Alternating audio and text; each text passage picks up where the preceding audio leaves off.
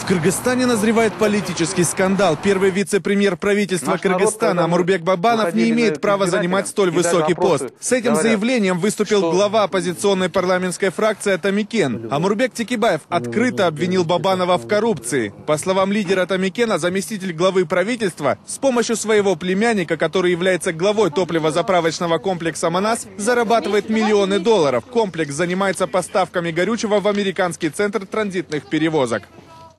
Племянник Омурбека Бабанова, работающий в этой сфере, получает огромные деньги. Керосин из-за посреднических фирм повышается в цене на $300 за тонну. Таким образом, бизнес обеспечивает личные интересы, а Кыргызстан поставлен в невыгодное положение. В то же время племянник Омурбека Бабанова в тепличных условиях официально зарабатывает около 700 миллионов сомов, не платя акциз и НДС. Реакция Бабанова на обвинение Текибаева последовала незамедлительно. Вице-премьер подтвердил, что его племянник является главой комплекса, но эту должность он занимает уже 10 лет. Омурбек Бабанов не упустил возможности в свою очередь обвинить Текибаева к причастности к коррупционным схемам Временного правительства. В качестве аргументов в свою пользу Бабанов предложил провести проверку на детекторе лжи. Пусть он задаст вопросы для меня, я ему задам вопросы для него. И один из вопросов, пусть будет вопрос, брал ли ты взятку за свою жизнь политической карьеры. Основная цель данного черного пиара – это направлено, чтобы развалить коалицию. Кто направил свои усилия, чтобы развалить коалицию, я бы призвал всех остановиться.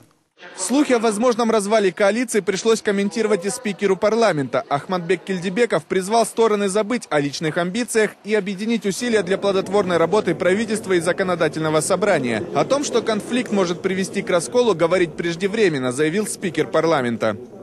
Это какой-то стереотип стал для нашего общества, поэтому надо работать. Надо работать ради блага нашей страны. Если будет экономический подъем, решение социальных вопросов будет вовремя, своевременно, мне кажется, никаких угроз не будет. В политических кругах происходящее называют местью Омурбека Текибаева. В прошлом году, во время первой попытки сформировать в парламенте коалиционное большинство, партия Бабанова «Республика» не выполнила условия соглашения, из-за чего Текибаев не смог занять должность спикера. Константин Конкин, Бишкек, Кыргызстан.